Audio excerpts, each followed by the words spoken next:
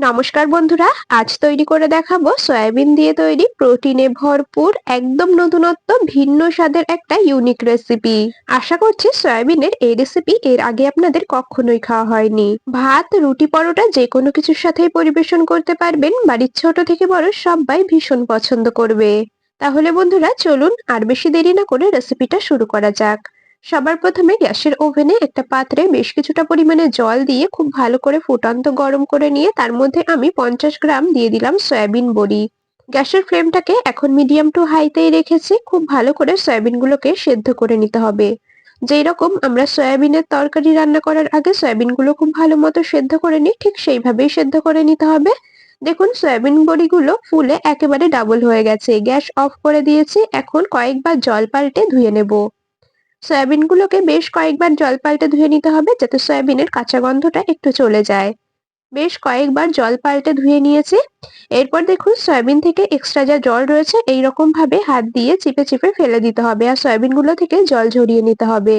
বন্ধুরা, আমি কাজটা করতে থাকি আর আপনারা কিন্তু অবশ্যই আমাকে এই সময়টা কমেন্টসে জানিয়ে যাবেন আপনারা কে কোন জায়গা থেকে আমার আজকের এই রেসিপিটা দেখছেন, তবেই না আপনাদের কমেন্টসে ধন্যবাদ জানাতে পারবো। এদিকে আমি সমস্ত সয়াবিন থেকে যতটা সম্ভব জল ঝরিয়ে নেওয়া যায় জল ঝরিয়ে নিয়েছি।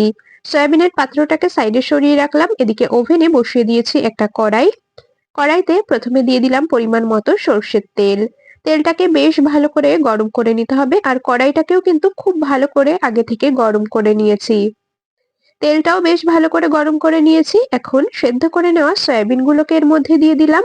সয়াবিনগুলোকে ভালো করে ভেজে নিতে হবে সয়াবিন থেকে কাঁচা গন্ধটা চলে যাওয়া পর্যন্ত। তবে সয়াবিনগুলো কিন্তু খুব বেশি কড়া করে বা খুব বেশি সময় নিয়ে ভাজবার একদমই দরকার নেই, তাহলে সয়াবিনের যে নরম ভাবটা সেটা শক্ত হয়ে যাবে। আর তখন সয়াবিনগুলো খেতেও ভালো লাগবে না, একদম ছিবড়ে হয়ে যাবে। তো যাই হোক, আপনাদের সাথে কথা বলতে বলতে দেখুন সয়াবিনগুলো আমাদের বেশ ভাজা হয়ে গেছে। এর থেকে কিন্তু আর বেশি ভাজবো না। দেখুন সয়াবিনের গায়ে হালকা গোল্ডেন ব্রাউন রং ধরেছে। দেখতেই পাচ্ছেন বেশ নরম নরম রেখেই কিন্তু আমি সয়াবিনগুলোকে ভেজে তুলে নিলাম। এতে করে সয়াবিনের যে কাঁচা গন্ধটা সেটা অনেকটাই চলে যাবে। যাই হোক, ভেজে নেওয়া সয়াবিনগুলো একটা পাত্রে তুলে নিয়েছি, সাইডে সরিয়ে রাখলাম। এই কড়াইয়ের মধ্যেই আরো সামান্য পরিমাণে দিয়ে দিলাম তেল। সর্ষের তেল দিয়েছি সামান্য একটু। এখন এর মধ্যে দিয়ে দিচ্ছি কেটে রাখা টমেটো। আমি একটা মিডিয়াম সাইজের টমেটোকে ঠিক এইরকম একটু লম্বা লম্বা করে পাতলা করে কেটে নিয়েছি। একদম হালকা করে টমেটোগুলোকে ভেজে নেব। সয়াবিনগুলোকে ভাজার সময় একদম লবণ হলুদের ব্যবহার করা যাবে না আর এই টমেটো ভাজার সময় কিন্তু একেবারেই লবণ হলুদের ব্যবহার করা যাবে না। টমেটোর টুকরোগুলোকেও হালকা একটু নেড়েচেড়ে ভেজে নিয়েছি, তুলে নিলাম একটা বাটির মধ্যে। কড়াইটাকে পরিষ্কার করে ধুয়ে নিয়ে আবারও ওভেনে বসিয়ে দিয়েছি। গ্যাস অন রেখেছি। কড়াইটা খুব ভালো করে গরম হয়ে গেছে। তার মধ্যে ছোট বাটির এক বাটি দিয়ে দিলাম কাঁচা চীনাবাদাম। এখানে ওই বড় চামচের 2 চামচের মতো আমি চীনাবাদাম ব্যবহার করেছি। এখানে বাদামের পরিমাণটা আপনারা নিজেদের পছন্দ অনুযায়ী কম বেশি করে দিয়ে নেবেন। যেহেতু একদমই কাঁচা ছিল বাদামগুলো সেজন্য খুব ভালো করে ভেজে নিয়েছি। বাদামের গায়ে দেখুন সুন্দর ভাজা ভাজা রং ধরেছে। এরপর এর মধ্যে দিয়ে দিচ্ছি বড় চামচের 1 চামচ সাদা তিল আর দিয়ে দিচ্ছি 2 চা চামচ পোস্ত।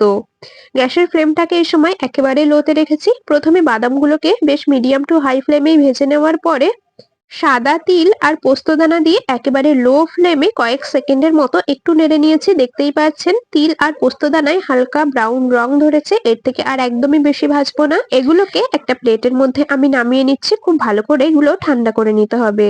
আপনারা চাইলে বাদামের খোসাটা ছাড়িয়ে দিতে পারেন, তবে আমি বাদামের খোসা আর ছাড়ালাম না। আর যদি আপনারা এখানে ভাজা বাদাম ব্যবহার করেন তাহলে কিন্তু বাদাম ভেজে নেওয়ার একদমই দরকার নেই। আমার কাছে যেহেতু কাঁচা বাদাম ছিল সেজন্য আমি বাদামগুলোকে খুব ভালো করে ভেজে নিয়েছি। তো যাই হোক, মশলাগুলোকে খুব ভালো করে ঠান্ডা করে নিয়েছি। এদিকে একটা নিয়েছি মিক্সির জার। জারের মধ্যে সমস্ত ভেজে নেওয়া মশলাগুলোকে দিয়ে দিলাম। ঝালের জন্য দিয়ে দিচ্ছি 2টো কাঁচা লঙ্কা। আপনারা যেই রকম ঝাল খাবেন সেই অনুযায়ী কাঁচা লঙ্কার পরিমাণ কম বেশি করে দিয়ে নেবেন। বেশ কিছুটা পরিমাণে জল দিলাম আর একদম মিহি করে একটা পেস্ট বানিয়ে নেব। আপনারা চাইলে শিলে দিয়েও কিন্তু বেটে নিতে পারেন, মানে শিলনোড়াতেও বেটে নিতে পারেন। আমি মিক্সিতে দিয়েই দেখুন একদম মিহি করে পেস্ট করে নিয়েছি। বেটে নেওয়া মশলাটা একটা বাটির মধ্যে নামিয়ে নিচ্ছি। আর বন্ধুরা, আপনারা কিন্তু এখানে সয়াবিনের পরিমাণ অনুযায়ী সমস্ত মশলার পরিমাণ কমিয়ে বাড়িয়ে নেবেন। আর অবশ্যই নিজেরা যেই রকম ঝাল খাবেন সেই অনুযায়ী কাঁচা লঙ্কার পরিমাণ কম বেশি করে দিয়ে নেবেন। এদিকে আমি একটা বাটির মধ্যে মশলা নামিয়ে নিয়েছি। মিক্সির জারটাকে ধুয়ে অল্প একটু জল দিয়ে দিয়েছি। মসলার বাটিটাকে সাইডে সরিয়ে রাখলাম। এদিকে ভেজে নেওয়া সয়াবিন গুলো বেশ ভালো ঠান্ডা হয়ে গেছে। সয়াবিন গুলোকে এখন মিক্সিতে ঘুরিয়ে নিতে হবে। তবে সয়াবিন কিন্তু একেবারে মিহি করে বেটে নেওয়া যাবে না। সয়াবিনের কিমা মতো তৈরি করে নিতে হবে। দেখুন আমি সয়াবিনটা মিক্সিতে দিয়ে একটু ঘুরিয়ে নিয়েছি। ঠিক এইরকম একটু গোটা গোটা থাকবে। এইভাবেই কিন্তু সয়াবিনটা মিক্সিতে দিয়ে ঘুরিয়ে নিতে হবে। একেবারে মিহি যেন পেস্ট না হয়ে যায় সেদিকে অবশ্যই খেয়াল রাখবেন। সয়াবিনের কিমাটা সাইডে সরিয়ে রাখলাম। এরপর আমাদের যেটা লাগবে সেটা হলো এরকম একটা স্টিলের টিফিন বাটি। আমি একটা মিডিয়াম সাইজের স্টিলের টিফিন বাটি নিয়ে নিয়েছি। তার মধ্যে পেস্ট করে নেওয়া মসলাটাকে দিয়ে দিলাম। মসলার বাটিটাকে ধুয়ে অল্প একটু দিয়ে দেবো জল। খুব বেশি কিন্তু এর মধ্যে জল ব্যবহার করা যাবে না। আশা করছি আপনারা দেখেই বুঝতে পারছেন আমি কতটা পরিমাণে এর মধ্যে মসলার সাথে জল দিয়েছি।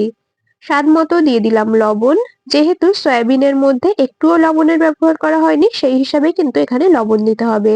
আর এই রেসিপিতে একেবারেই হলুদ দেওয়ার দরকার নেই। আর চাইলে আপনারা অল্প একটু হলুদ দিতে পারেন, তবে আমার মনে হয় হলুদ ছাড়াই রেসিপিটা খেতে ভীষণ ভালো লাগে। যাই হোক, পরিমাণ মতো লবণ দিয়ে খুব ভালো করে মিশিয়ে নিয়েছি। এরপর সয়াবিনের কিমাগুলোকে দিয়ে দিলাম। খুব ভালো করে আবার মসলার সাথে মিশিয়ে নিচ্ছি। তা আমার এই সময় মনে হচ্ছে যে লবণ একটু কম হয়েছে, সেজন্য আমি আরো কিছুটা পরিমাণে লবণ এর মধ্যে দিয়ে দিচ্ছি। খুব ভালো করে সমস্ত কিছু এরকম ভাবে একটু চামচের সাহায্যে মিশিয়ে নিতে হবে। তো খুব ভালো করে মিশিয়ে নিয়েছি। এখন এর মধ্যে দিয়ে দিচ্ছি বড় চামচের ১ চামচ কাঁচা সর্ষের তেল। অবশ্যই সর্ষের তেলটাই এই রেসিপিতে কিন্তু ব্যবহার করতে হবে। সাদা তেল দিলে খেতে একদমই ভালো লাগবে না। টেস্ট ব্যালেন্সের জন্য দেখুন সামান্য কয়েক দানার মতো দিয়ে দিলাম চিনি। চা চামচের ৪ ভাগের ১ ভাগের মতো দিয়েছি চিনি।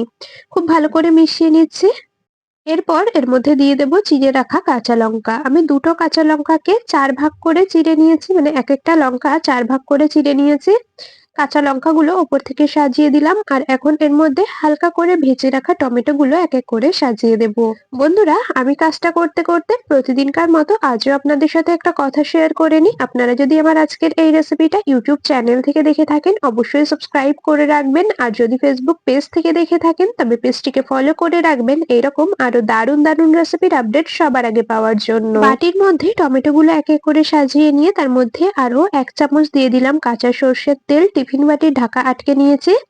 এদিকে ওভেনে বসিয়ে দিয়েছি একটা কড়াই। তার মধ্যে কিছুটা পরিমাণে দিয়ে দিলাম জল। এর মধ্যে বসিয়ে দিলাম একটা স্ট্যান্ড।